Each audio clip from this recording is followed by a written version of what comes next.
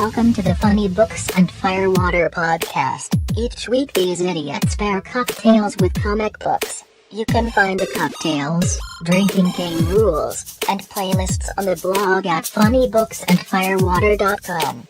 While at funnybooksandfirewater.com, you can also find a drinking game rule to play while you listen to each episode. You can follow us at FirewaterCast on Twitter, and Funny Books and Firewater on Facebook and Instagram. This is episode 158, Gotham City Garage, part of our motorcycle month. Hey, and welcome to episode 158 of the Funny Books and Firewater podcast. This week we are continuing our month of motorcycle madness with Gotham City Garage, in which they are not in Gotham City, and they're never actually in a garage. But there are motorcycles. There are motorcycles this time around, unlike last week. But last week kind of had motorcycles. They were just space motorcycles. Yes, thank you, Adam. Yeah, because they flew the ship on the motor. See, I couldn't be here, but I read the damn book, so. Well, speaking of not being here, our returning champion, we have Mr. Adam. Hey guys, it's Adam. I'm still doing stuff with Big Shiny Robot. That was kind of on hiatus for a bit, and then we worked some stuff out so I can keep doing that. Still figuring out what we're doing over at the Bored as Hell podcast with Andy Wilson. Hi, Andy. And then, of course, you can catch me over at Cinema Queens with our good friend Chris. Hi, Chris. And this month we actually are taking a page out of the Funny Books book page thing. Mm-hmm. We're doing biographies this month. So good luck with that. Well, we actually have some good ones. So we're doing I Love You, Philip Morris, which we just recorded last night, which is a good movie about a horrible person. We've got Imitation Game, I Am Michael, Boy Erased, and I can't remember the last one. But I mean, they're at least some enjoyable movies, so that should be pretty fun. Okay. And maybe it won't be quite as depressing as when we did it. Oh my God, that month was death. Anyway, not a wise choice. If you're ever making your own podcast, don't do a full depressing month. If you want to do a depressing book or movie or song here or there, by all means, rock that out, but don't do a full month of it. But it was funny because I was telling him that, because I thought this week was Akira, so I've been reading that. It's next week, so I showed him the first trade, I showed him, he's like, you could kill someone with this. He's like, what's it about? And so I kind of told him, he's like, oh, wow. I was like, yeah, that's the first part of 6. He's like, are you reading all 6? I'm like, God, no. Ultimately, I want to, but we'll get into that next. I do want to read all of them, but not for next week. Yeah, no, for sure. Okay, well, of course, we have our Hollywood elite, Mr. Jason. Hi, I'm an unemployed writer in Los Angeles, definitely one of the elite, as you can tell. And with your weekly late reminder or update on the WGA news, they voted overwhelmingly to approve the unilateral imposition of a new agency code of conduct. And assuming there was no last-minute agreement between the WGA and the ATA by April 6th, the Guild could order its members to walk away from all of its agents who refused to sign the new code. So it's going to be interesting. I was about to ask you about that, so I'm glad you volunteered that information. We've been getting weekly updates, actually. So, of course, by the time they come out, it's a month out. Exactly. It's going to be 3 weeks late. Yeah. But whatever. So it's how it goes. Actually, I think... No, never mind. Don't ignore me. Well, if we're lucky, we'll end up with other gems like the last time the strike happened, where we had that TV show where it was ruin your life on TV for money. Oh, there was a few like that. It was the one where you have to go take a lie detector test, and then you have to answer the questions on air. That one was so mean. Oh, my favorite one, though, was there was this horrible bitch who fully admitted that she cheated on her boyfriend or her husband now and like all these horrible things. And they got her on the question where, do you think you're a good person? And she said yes, and that came back as a lie. Wow. I mean, despite the fact that lie detectors don't work, but you know, it was just, I just love the fact that will always stick in my head as the question that fucked her up. So, well, also, I mean, you get asked all those questions in a row, and then suddenly say, "Hey, are you a good person?" No, you're probably realizing maybe that's just not admit you've already said how much you're a fucking bitch. Just admit it, you know. Yeah. No one's going to think any less of you at this point. Yep. Well, and in honor of Batman's 80th birthday, we're going from Jason to Todd. Hey! What's up, Todd? Hey, guys. Long time no see. I know, right? It's like I dropped you off at the airport yesterday. I know, and I went straight to work into a great pile of work. Yeah. And that's what I'll say on air. Okay. So, hi, I'm Todd. I'm reside in the Salt Lake area, and you can find me around town. If you do, say hi. Yeah. That's all you got? That's all I got today. Okay, and hey, I'm Brian. I'm a sound designer based in Southern California. I'm doing some shows for Lyric for the summer and a bunch of other stuff I can't really talk about. But so jumping into Gotham City Garage. Now, Todd, refresh my memory. This was based on a line of statues, am I correct? Yeah, DC had commissioned a line of statues, a reimagining of many of the female characters in the DC universe as bikers. As biker chicks, for lack of a better term there. Bikers with boobs. Bikers with boobs, apparently. And then they had them. It's like, now we need to help sell this. So they're like, let's write stories towards these reimaginings. So it was Colin Kelly and Jackson Lansing were then assigned the task of, here are these statues. Now make the story awesome. Yeah. So, yeah. Essentially. Yeah. Okay, well, Mr. Todd, what is the myification for this book? The myification for this book is, I don't know how bikes work, apparently. So, yeah. What is But, that? It's future dystopian. You still can't beat the Batman. Well, Or can you? Or can you? Yeah, there is the question. That's right. Questions to be answered later, probably. Yep. Cool. Well, so we got to have a drinking game on this show if we're going to go with the book. So we will start with Mr. Jason. Mine's a pretty obvious one. It's called Ride Along. Anytime they mention a ride along, take a drink. Which ride along is a brainwashing Correct. device. It's the mind control device. Mind control device Yes. that happens within the book. Yes. And Spoilers. also remind me at the end when I do my recommendation, I have a movie and a game. So remind me about the movie because I might forget. Okay. Okay. Okay, remember the movie. Okay, got it. I'm going to go with Lex Loves You. Anytime they say the phrase Lex Loves You, take a drink. That is pretty fucking evil. Of all the rules this week, I would say just pick and choose one. Don't do all of them. Yeah. For the love of God, don't do all of them. Or If like we we love said you- before, one per page. even one per page would get brutal on this book. Yes. So we love you. We don't want you harmed. So just be chill. Take a sip. Take a sip. Yes, a small Let sip. it just graze your lips. Yes. Yeah.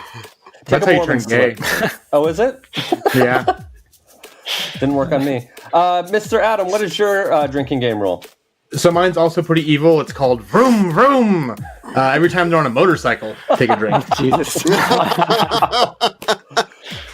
And Mr. Todd.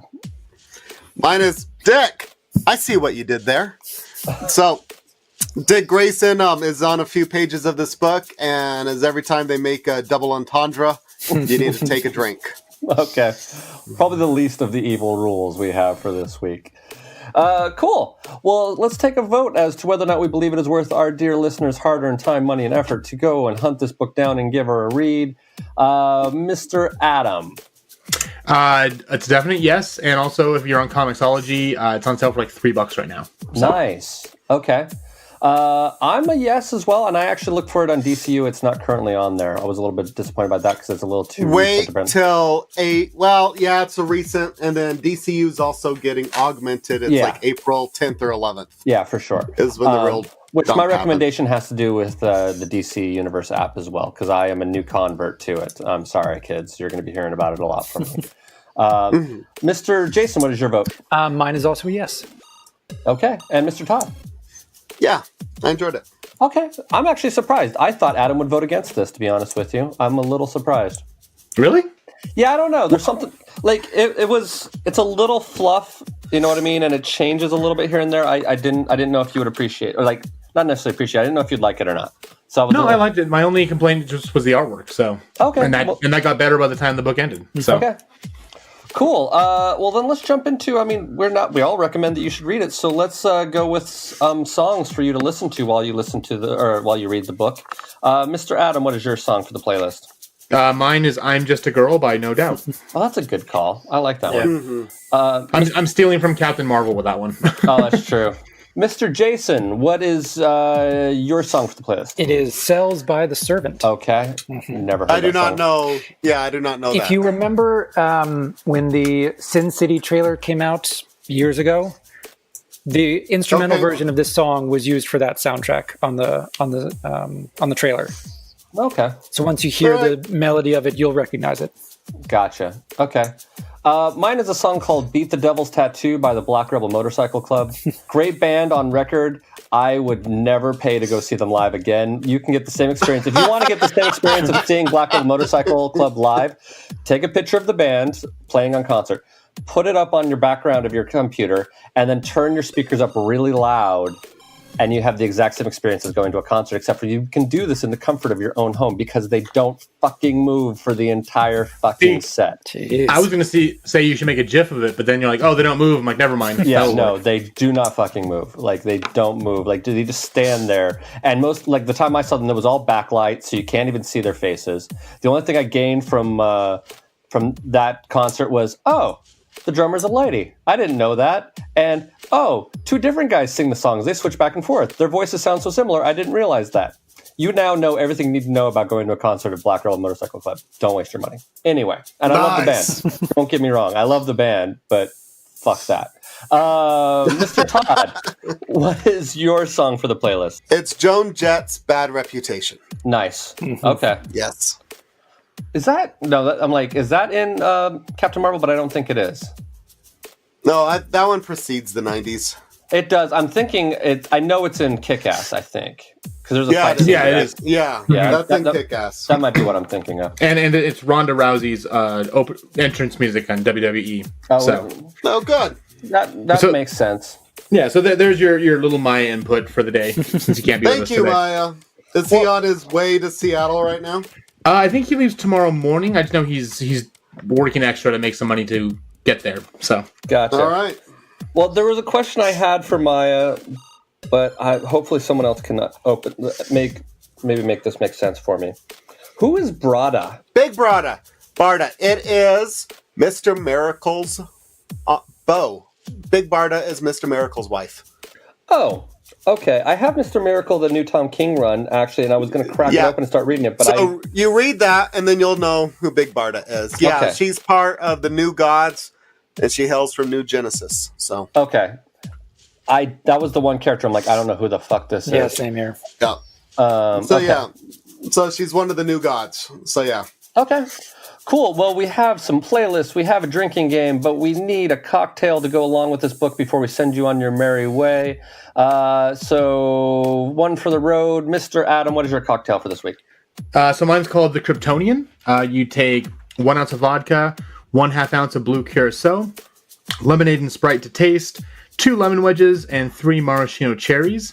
You're going to fill a highball glass with ice. You add the first 4 ingredients, stir, and then garnish with lemon wedges and the cherries. Nice. Mr. Todd, what is your cocktail for this week? Mine is a old classic manly drink called the Rusty Nail. Okay. So sounds like something you'd serve in the bar, but yeah. No, it really is. So you have you just have a small lowball glass with some ice in it. You take 1.5 ounces of whiskey and 3/4 of an ounce of Drambuie, which is a spiced liqueur. And you just pour that over the top and drink. Okay. Sounds good. Mr. Jason, what is your cocktail for this week? So mine is called Brain Damage, or as Maya referred to it, Dane Bramage, which is how you pronounce it after you drink this. It is 2 parts Jägermeister, 1 part vodka, and 1.5 parts gin. Pour all the ingredients over ice and stir gently. And then sip it very, very slowly. Yeah, yes. No kidding. And don't use it for the drinking game, for the love of God. With with the gin though, would you go with something like a tough, like a Beefeater, or do you want something more mild? Does it matter at that point? maybe not. But I'm just like, yeah. Oh, all right. Okay. And my cocktail is a drink called the Ride Along, which Ride Along is a reference to the brainwashing device that they have, or brain control device, mind control device, I should say. So it's 2 ounces of cognac, 1 ounce of fresh lemon juice, 1 ounce of Papal Moose. I don't know what this is, or mouse? Moose. Papal Moose. 1 dash of orange bitters, and 3 to 4 inches of grapefruit peel for garnish. You're going to combine all the ingredients except for the grapefruit peel into a cocktail shaker with ice. Shake the shit out of it and double strain into a coupe glass, and then garnish with the grapefruit peel. Spritz the side of the skin down over the surface of the drink before adding it to the cocktail, FYI. So anyway, cool. Does anybody have any final warnings before we send our dear listeners on their merry way to go give this book a read, since we all recommend it? You now know who Big Barda is, because I didn't know who that was. That's one of the few warnings that I would have. Big Barda. Big Barda. Barda. It's like calling her Brada. I don't know. Maybe it's a Southern California thing. I don't know. It's all the surfers around here. But any final warnings for anybody? No. I mean, it is a DC book. It is these characters, but it's definitely a strong reimagining of them. It's an Elseworld story. So, Elseworld. It is. It's an Elseworld reimagining. So they're still true to who they are, but it's just don't think like, oh, what else do I need to know? You don't need to know anything, and you're just good to go. Yeah, you can kind of just jump into this. I mean, it helps to know who a few of the characters are. To kind of help appreciate the reimagining of them, because there are some that switch from being good guys to bad guys and get bad guys to good guys. So there's a little bit of flip flop around there. There's a few things that I like that we'll discuss later. So cool. Well, then we will give you a chance to go and read this. We're going to take a little bit of a break. We'll play an ad from one of our Hello Sweetie podcast members. And when we get back, we're going to spoil the living shit out of it. So that's your forewarning. We will see you on the flip side. While we take a break, here is a message from one of our fellow Hello Sweetie Network podcasts. Hi, everybody. This is Matt. And I'm Trevor. We're the co-hosts of the Nighthawks podcast, a movie podcast for people who like to stay up late. We've just joined the Hello Sweetie Podcast Network, expanding our podcast empire and bringing the world to its knees. Take a seat in the Nighthawks diner with us. We're going to talk to you about movies. We've got new movies, old movies, movies we love, movies nobody loves. You can find us on Stitcher, iTunes, and at nighthawkspodcast.com. Hey, that was pretty good. Do you think they'll listen? The good ones always do. I don't know how my microphone got muted. I didn't click on it or anything. You might have bumped it or something like that. I don't know. Yeah, well, the mouse is way over It was on the right-hand Lex. side. I don't know. Well, maybe I muted it for you. Blah, ha, ha, ha, ha. You have that power? I doubt that. I do, actually. Yeah, see, look. There you go. Jason, no talkie. No talkie, Jason. No talkie. But I'm And you're usually back. so vocal.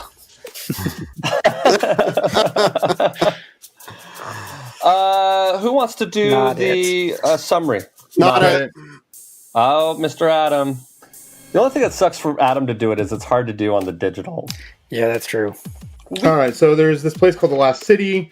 Basically, it's all the kind of shit happened, like the apocalypse, like World War 25, whatever it is. And so Lex Luthor rules this city, and everyone's basically on this, has these things called ride-alongs that mute all their extreme emotions. So everyone's just peaceful and kind of gets along and does stuff. We got Barbara Gordon. She's one of the gardeners, kind of like one of the people who go out and kind of, stop people who are these sex offenders. Well, they find this guy who is all of a sudden like, he's like brain shutting down, not working properly, blah, blah, blah, blah. Not Barbara Gordon, It's Kara. Karen. Who eventually becomes Supergirl.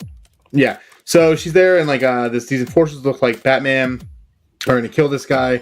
So she stops them. Anyways, we find out that Batman, he's like the real big enforcer of this. Finds out what happened. She goes home. Her dad's there. Batman breaks in, and he just tells her, "Run, get away, go find the sun." So she jumps out of this. She blows up the like glass partition, like this dome. Jumps out and finds out, oh, hey, guess what? I can fly, because she's actually Supergirl, and she has to have the yellow sun to get her powers. Batman tries to go after her with the enforcers, and she's found by this biker gang made up of the Silver Banshee, Big Barda, Harley Quinn, and Catwoman. They beat the shit out of all the bad guys, take her with her. They get back and they meet Natasha Irons, or Steel if you're nasty, who's kind of like their leader at the Gotham City Garage, where they have all their gang hideout, and doesn't really trust her, but says, hey, come on, let her in.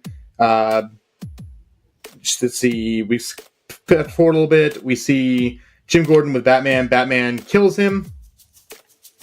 And then we've got the team kind of going on, all the women going on this like kind of like Mad Max-esque thing to steal this truck to get something out of it. Everything kind of goes to hell. but everything kind of works out in the end. They meet this really weird monster that we find out is actually Clayface. So he's kind of melded with the Valley and can like put out these weird like little tentacles with mouths and everything, which is kind of weird and gross. And we find out they were trying to get this solar detonation type bomb thing. They set it off. It powers up Supergirl, kills the other guy.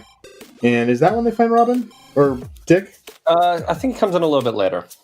Yeah. So then all of a sudden you see Supergirl. She's like lifting up a big truck. And the whole thing is she's always believed in Wonder Woman because she has these illegal comics she's not supposed to have. And they kind of pans up and we see Wonder Woman looking down because apparently she's just kind of a myth thing.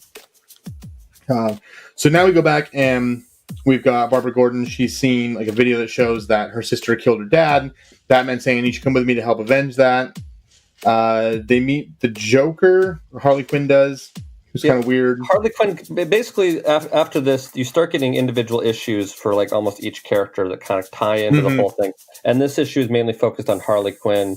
The Joker is sort of like this little anarchist arms dealer helper. Sort of thing, yeah. So Harley Quinn's the main character. Kind of arms dealer, kind of hooks her up and whatever. Yeah. And this is her kind of raising hell throughout Gotham and eventually getting into a tiff with Barbara Gordon. We also see her backstory is she's actually related to the device that Lex Luthor uses to control people. She sort of designed it until she realized that it was stopping people from loving anyone but Lex. Then she left. Anyway, sorry, I took over that issue for you. No, you're fine. And then we find out that she's there kind of causing shenanigans. She turns everyone's ride-alongs off, which make them all just kind of laugh like the Joker gas tends to do. Batman shows up with Barbara to attack and do everything, kind of get the piece down. They get away. Barbara gets hurt. Now we see Dick Grayson, and basically the whole team is planning to go to this like kind of high-tech facility to break in to get something. So they're going through. They find in the middle of it, there's like this supercomputer powered by the brains of all these people with like multiple PhDs. They get attacked by this weird robot monster, and as they're getting out, Catwoman basically screws over Dick Grayson and Kara, makes them fight the monster alone. We find out the whole reason why that they're trying to actually go in there is Cyborg. What the fuck's his name? It's Cyborg. She goes there. Cyborg's down below, and you find out that they implanted this thing in him, and they've been using his mind to create all these different things, and basically like slowly torturing him to death. So Catwoman pulls out one of the mother boxes out of him. She goes outside. She buries it. Goes back inside, and we find out that she actually is the personal assistant, I guess you'd say, or like higher up in command to Lex Luthor. He's all pissed off. She goes home, gets scratched by her cat.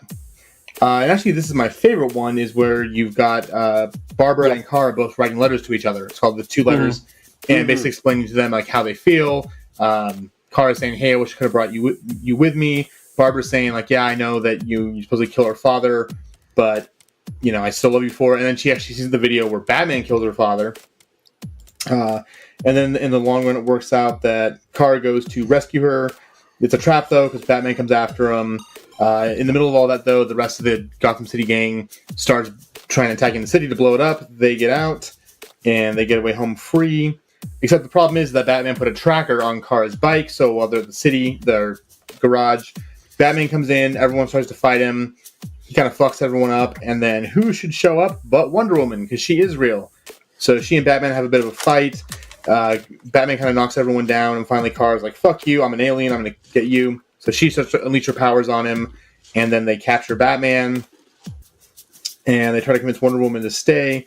And then we go back to the city. We find out they've been trying to hail Batman, but they can't because he's been captured. Catwoman's there with Lex. I believe it's Lex, and just says, and Lex says, "Hey, call in all these different people, call in my league, and we're going to go after them and get Batman back and get our revenge." That's the end of that, and wackiness ensues from there. So yes, indeed. Okay, one thing I want, or so we assume, because I haven't read the rest. So well, neither. I mean, I haven't. I don't know if anybody else has. Has anybody else read the rest?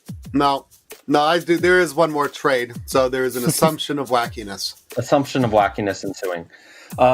Yeah, I kind of like the format of this. I kind of like that there was an overarching story, but then individual stories for each of them. I also kind of like the fact that I like Batman as a villain.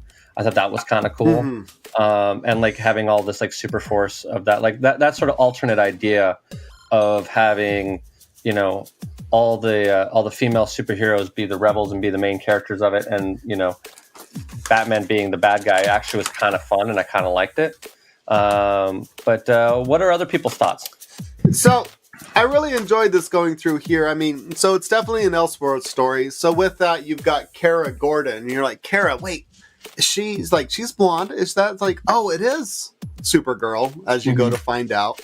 And you've got Gordon's supposed to be this good guy, and he's saving his daughter, and yet he's working for Lex Luthor. He's like, what's going on here? So you have this issue with her trying to figure out what it is. And as she gets introduced to the rest of the world, you are as well. And they do a decent job as her playing the role of needing exposition. Mm-hmm. But you've got these other people, and what I really like, they still feel true to character, as with some of these other characters. You've got Catwoman showing up, and is Catwoman good? Is she bad? It goes back and forth. You can't really tell, but it's still there too. But they're also they're united, and they're there for, they're saying the opposite of fear is freedom. So casting Batman in that light of the enemy is Batman, the enemy is fear, and that's what he wraps himself with against his enemies. And they're like, we will not fear this guy.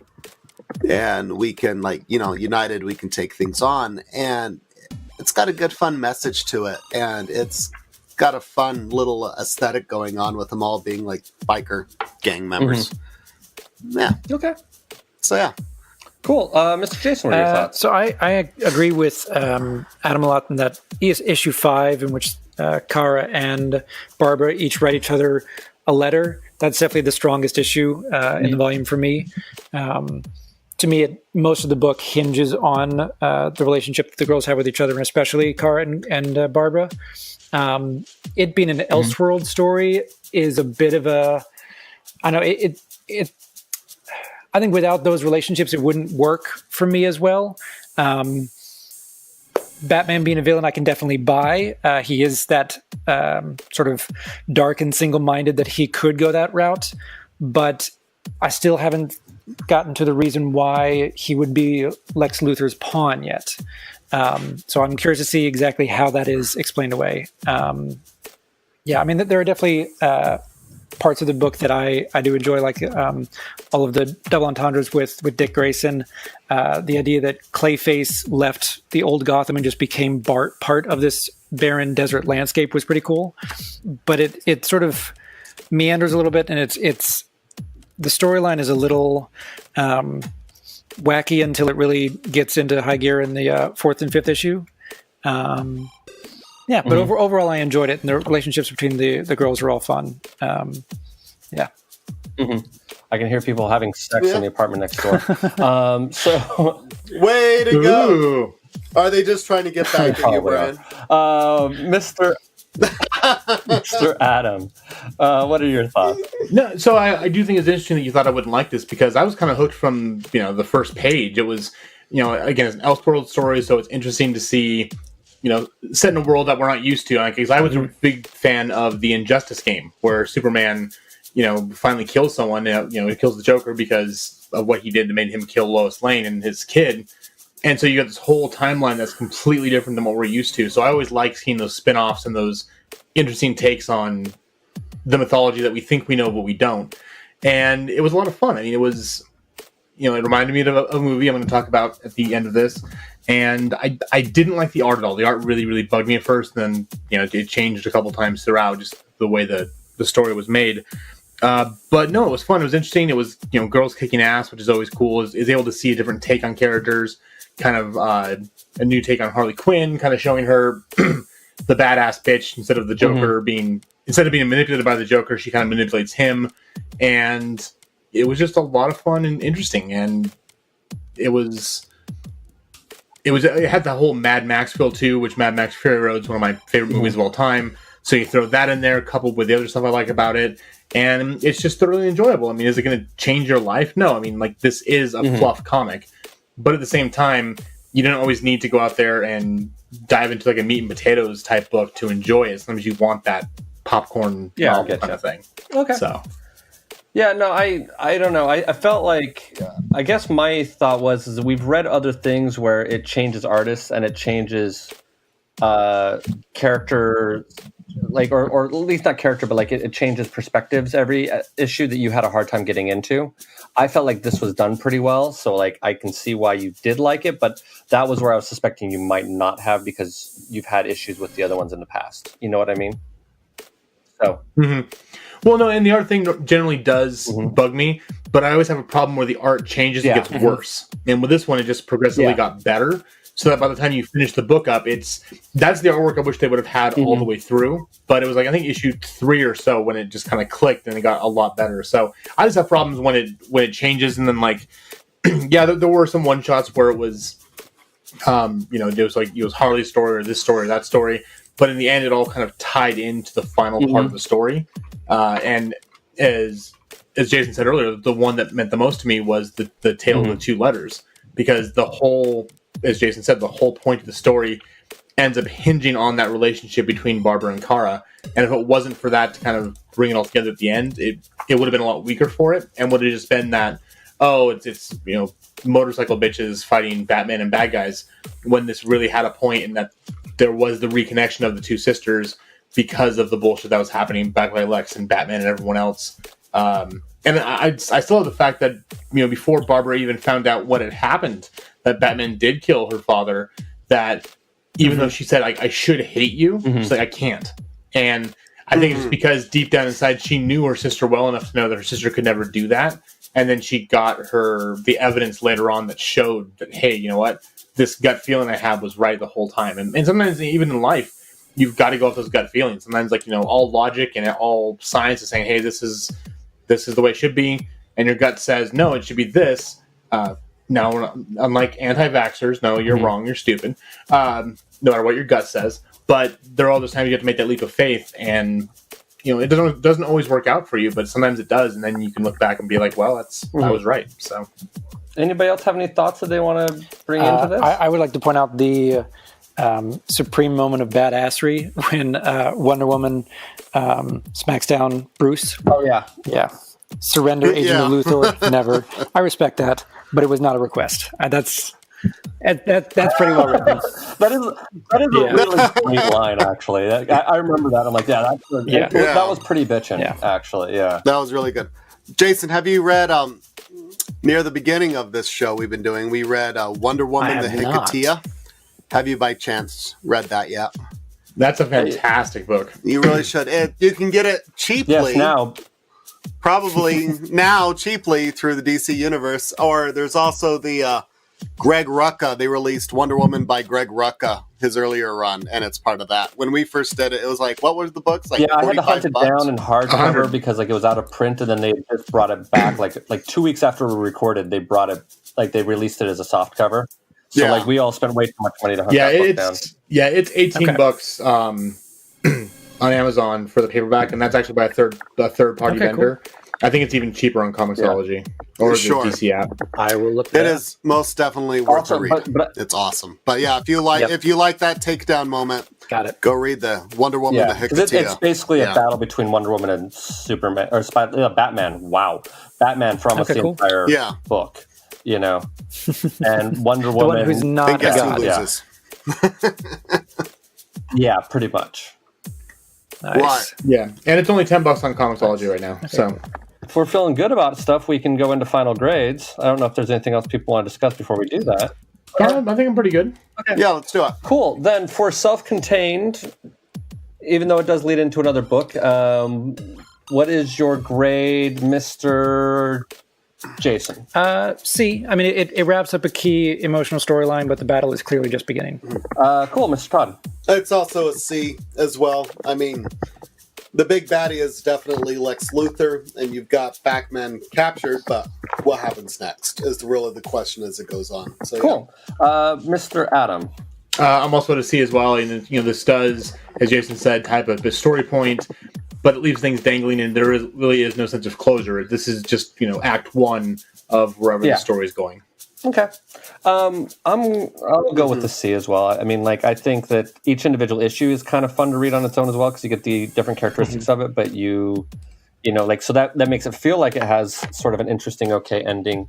So it's not necessarily like an F, but there is still more story to go. And I was actually interested in reading more. So that's actually kind of a good sign for this, I guess. So for the writer for Colin Kelly, did anybody else write Jackson this? Lansing. Oh, and Jackson Lansing. Yeah. For those two writers, what is your grade, Mr. Adam? I'll go with a B on this. You know, it was entertaining. It was a cool, unique take on the DC world, again, being Elseworlds. It threw in some fun stuff, like the whole Mad Max feel to it. But again, it really does come down to that issue 5 between the two letters, which really boosts the whole story up and gives it a lot of its emotional heft. And without that, it would have been a lot lower. So a strong B. Mr. Todd. I give it a B-. It was getting better as it went along. Like they were still trying to figure some things out, and it wasn't as it's a B-. Okay. There you go. It got better as you read it. It got better. So, yeah. Cool. I generally kind of like this. I think I'll give it a solid B. In general, I really did like this book. I thought it was a fun Elseworlds tale. And I liked I liked the each character kind of got their own starring issue, but I felt like they did a really good job of interweaving them all into sort of a semi-cohesive storyline that goes through everything and sort of their rebellion against the Lex Empire. And Mr. Jason, what is your grade? Mine is also a B-. I did enjoy it, and issue 5 is definitely the best one. But it is a little bit imperfect and sort of meandering in parts. But if you do want to read, as the writers described it, an anti-fascist anthem for the open road, it's up your alley. Okay, for the artist, and there is a lot of names here. Brian Ching, Aneke, Carmen Carnero, Javier, holy crap, Javier Pina, Lin Yoshi, Jose Yeah, Marzan Jr., Livesay, Don Ho, and Richard Friend. There we go. See, I can't do names. I don't know what it is about my hang-up on names. But I'm really bad at saying names. Cool. Well then, Mr. Jason, what is your grade for art? I'd give it a B-. It definitely got better at the end when Anek and Carmen Carnero were taking over. I wasn't a huge fan of, and I guess this is probably more an apt criticism of the statues, but they're all in bare midriffs, which we can have some variety here. They didn't all have to be in that. Not that I am, as a straight male, am complaining, but it's still just one note. It's just one note. So yeah. No, for sure. Okay, Mr. Todd. I'm going to go ahead and, for the art, I'm going to give it a B. I mean, it got better as it went along, but it was fun. It was energetic. It was moving around, and I give it a B. It had good kinetic energy qualities. I enjoyed. Well, and I'm going to also give it a B. I think they did a good job of like giving you the feel of the open road. You know what I mean, and a lot of those kind of vibes with that. So I actually really liked it. Mr. Adam, what is your grade for art? So I'm at a C+. This, as I said before, the artwork steadily gets better when they change the artist up, and I really wish they would have maybe just had one or two artists on it the whole time, especially the ones who ended this run in this trade. And Jason mentioned, I didn't really think about it, but for a book that's so girl-centric and girl power positive, I mean, they don't need to be in midriff the whole time. And I'm saying that as a gay man, and honestly, I have no problem with the female body. It doesn't gross me out or anything. But it's kind of like when, we've got to put them in boob armor because, show that they're women. Like, no, I mean, it does make sense if you're in the middle of the desert and it's fucking hot outside that, you'd probably wear a little bit less, a little more skimpier clothes. But again, it does just play kind of to the male gaze and what guys are looking for when they're reading the comics. So maybe that was there to kind of offset the whole girl power thing, so they wouldn't, get their PCs hurt because they're such poor little incels.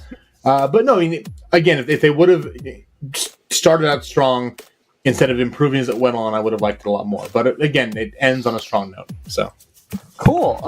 Then for final grades, I'm gonna go with the solid B. I felt like in general I liked it.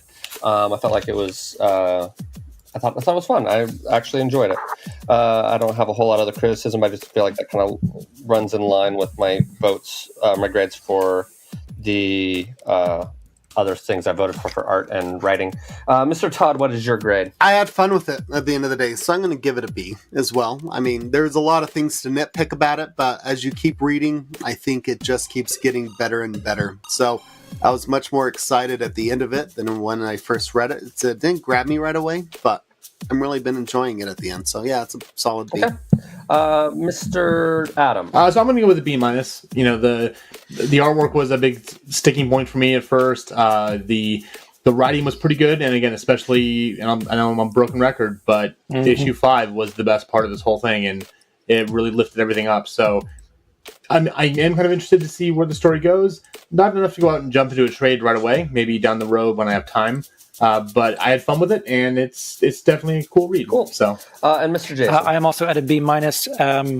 Echoing Adam again, 2 Letters is fantastic, and the relationship between Supergirl and Batgirl is a wonderful little story to be a part of, and the dick jokes aren't bad either. So cool. That gives us a GPA of 2.85, which is not quite a B. It's a little bit above a B minus, but that seems pretty fair for our assessment of what this was. Cool. The other thing I just wanted to throw in there a little bit is a quick little recap. 3 of us were at WonderCon last week, the weekend after we did this. We ran into a friend of ours, a friend of the show, our friend Scotty, who works for Skybound. There we go. Who works for Skybound Comics. I just want to say, hey, Scotty. How you doing, hi, man? Scotty. Hi, Scotty. Hey, Scotty. And Jason has some friends we want to say hi to as well. Jason, who are we saying hi to? Yeah, we're saying hi to my friend Amber in Chicago. Hi, Amber in Chicago. Hey, and Amber. a few of her friends who are also listening and buying comics as a result. So thank you, friends of Amber. Woohoo. Yes, and we're sorry to be a bad influence on you, but you can thank us later. So, cool. So next week, as we've talked about all this month, we're reading Akira, which is a famous, it's a famous Japanese comic book about motorcycles and post-nuclear fallout and the Olympics. Oddly. But we'll be reading the first collection of that next week. Anybody have anything they want to mention about that book before we go on to recommendations? it makes a hell of a lot more sense than the anime. Oh, yeah. That's true. Yeah. It's there's a lot of editions out there. Some you can read left to right, others are right to left, some are colorized, others are just black and white. It's all the same story. Valid point. Cool. Yeah, so if you are new to manga and you don't know really how to do it, the whole back to front, right to left thing, it takes about 10 pages to get into it. So once you do that, you're fine. With other manga we've read for this podcast. Mm-hmm. But if you pick up like the paperback editions, which you can get the first one on Amazon for like $9. That's what I got. So it's not too expensive. That one is the standard way we read comics of left to right, front to back. So if you're really hesitant, because it's a 300-page book. It's a hefty one for just volume 1. That you can pick it up in a way that would be easier to read if that's how you want to do it. It's not on digital, so you're going to have to go out and actually pick this one up. So, but worthwhile, I think. Yeah, no, definitely. And I read the first 100 pages like a half an hour, so it's not. It's a quick read. Most time I find manga to be very quick reads in general, but I still enjoy them. They just sometimes feel like I'm wasting my money because I read them so quickly. But that's a totally different issue. So cool. So recommendations, Mr. Adam. Do you have any recommendations? Okay, I have 2. So the first one is. The moment this book started out, it made me think of the movie Equilibrium, which no one knows about. It was made, I want to say, mid-2000s. It takes place in a futuristic society. Everyone has to take a drug every single day, a pill that evens out all your emotions. So, like your highs and your lows are gone, and everyone's just kind of placated, and they're pretty much just happy to live and be fine. Well, Christian Bale is this enforcer who goes out and finds people called sense offenders, so people who actually don't take their medication. And he also rounds up and destroys anything that could cause emotion. So like artwork, music, movies, the Mona Lisa, all that kind of fun stuff. Well, one day, guess what happens? He misses his dose and starts to actually feel emotions. So he kind of goes from being this like high up enforcer known as a cleric to people leading the resistance.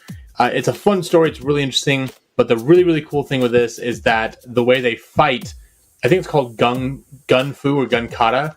basically they learn martial arts, but they also fight with guns. So it's almost like they sword fight with guns, like in all these big battles. It's really fun to watch. The cinematography is really cool, and it's a fun little movie that no one knows about. So it's called Equilibrium. It might be on streaming. You could probably pick it up for $5 used. It's got Christian Bale, Taye Diggs, Sean Bean, and of course Sean Bean dies in the first 20 minutes because that's what he does in movies. Oh no! The moment you meet him, you know he's going to die. And it's the fight scene at the end is really, really fun. So it's really cool. And the second recommendation I have, it's a little card game called One Deck Dungeon, and basically it's set up to where you and one other person, or up to 4 if you buy the expansion. It's like a half-hour game of D&D, and you all play through one deck of like 50 cards. And I'm not going to go into the mechanics of it. Basically, you're rolling dice. You put dice on cards to overcome them. And when you run out of cards, because time passes, you descend into the dungeon. Every time you descend, it gets harder and harder until you get to the boss, and then you can beat the boss or not. And you get experience points, so you can level up and get more skills and potions and stuff. But it's like $15, and I spent a good 3-4 hours playing like 6-7 games. Nice. It's a ton of fun. Okay. So Todd and I played a lot of games of the DC deck building game over the. that one's really fun too. Yes. Oh, and then I know Maya's not here, but he would recommend the Lord of the Rings A Living Card game by Fantasy Flight Games. Mm-hmm. I picked it up a couple years ago, didn't like it because apparently I misunderstood one of the rules, and I saw him yesterday, and he was gushing about how much he loves it. So that's what I know he would recommend. So cool. Nice. Mr. Jason, do you have any recommendations? So there's a podcast, Larry Wilmore, Black on the Air. It's got an entire episode devoted to the WGA fight. On the latest episode, he has Trayvon Free, who's a writer-producer from Daily Show, Full Frontal, and HBO's Camping, who also happens to be a member of the WGA negotiating team. So it's an interesting podcast to listen to if you are curious to hear more about that. I'm going to recommend 2 things, both of them on DCU. I apologize. I'm a new convert. It's going to be what it is. One of them is the TV show Doom Patrol. I love the comic books, and I'm obsessed with the TV show, and that's really what caused me to buckle down and get the DCU app. The other thing is I would recommend there's 3 little shorts. It takes you 5 minutes to watch it on the app, but it's called Batman of Shanghai. It takes place in 1930 Shanghai, and like each episode follows a character in this little story. The first one is Catwoman, the second one is Bane, and the third one is Batman. I thought it was cool as hell. I've watched it twice. It doesn't take very long to watch it, but it's actually really kind of this fun little short thing. You can find it underneath I think Shorts is what it's underneath in there, but it was fun and worthwhile. And like I said, it only takes like 5 minutes to watch the whole thing because like each episode's like a minute and a half or something like that.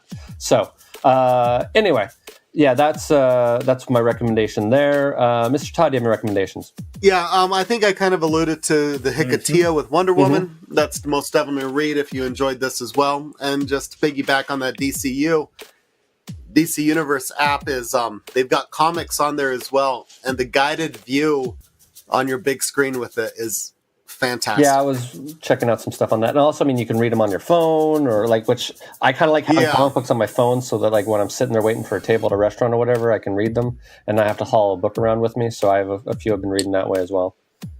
Right, and they did announce this past weekend that they're increasing the library to come mid-April to 20,000 I thought titles. it was 200,000 titles. 20. Was it 20,000? Okay.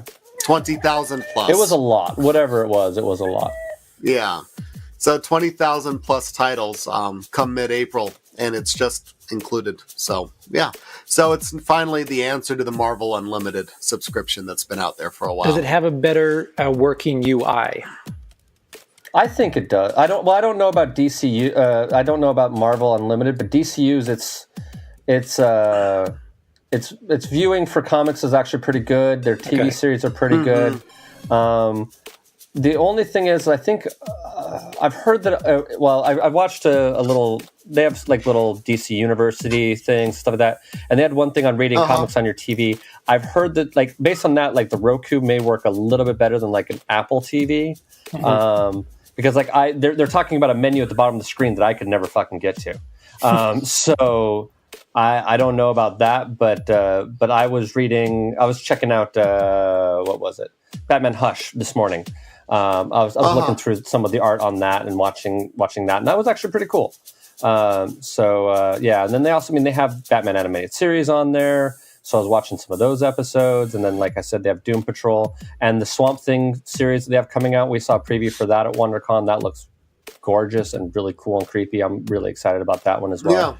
Yeah. And I'm going to go back and catch up on Titans. And I wish they had the first 2 seasons of Young Justice on there. They only have the 3rd season on there, which is kind of a bummer. But, so it goes. The only other thing I wish they had on there, actually, the 2 things, is one is the original 1966 Batman series. I wish that was on there. And I wish Smallville was on there. Those are 2 things I would like to watch and not have to pay extra money for. So sure, there's 0 of the CW shows are on there right now. And you don't have the live actions Chris Nolan onwards on there. But you can definitely get your fix of your Lois and Clark, with Dean Cain, if that's you're into. You can watch the Aquaman pilot that they shot. That was a spin-off from the CW show that never got picked up. That thing is pretty awesome and terrible in its own right. So, and Birds of Prey in its entirety is on there too. Yeah, you say that, but have you really watched it recently? That show's horrible. Yes. I watched that first episode and I was just amazed with wow, this is so 90s bad. So there was this moment at the con where they were talking about, I can't remember what they're talking about, but they're talking about how, I think it was the writers panel we went to, and they were talking about... Yeah, it was the Bensons talking about and they were talking about how they're like, Birds of Prey would be a huge hit right now, and Todd and I just kind of knowingly look at each other being like, well, if it wasn't a piece of shit, but it was a crap. I've never made it to the first episode, because Todd was like, "You have to watch this." So we start watching it, and after a while, we're just like, "Are we really going to watch all of this?" Because I got to check out. There's just no way. So yeah.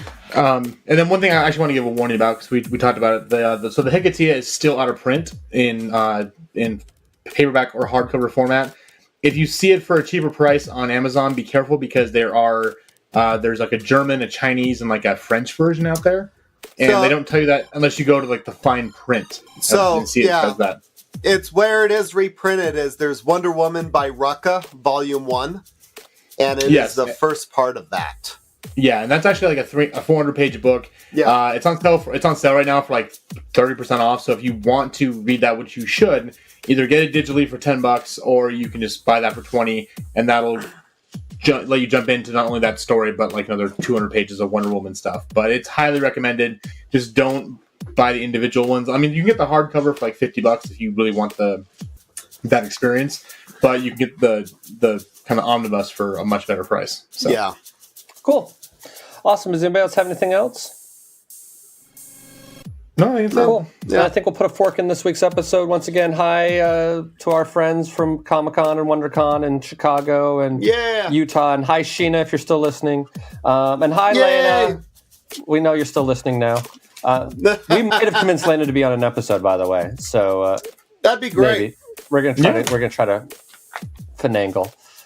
Cool. Well, thanks, everybody, and we will see you next week for Akira. Bye. Bye. Bye. Thank you for joining us. Please rate us on whatever service you listen on. And remember, at least we're not cinema queens.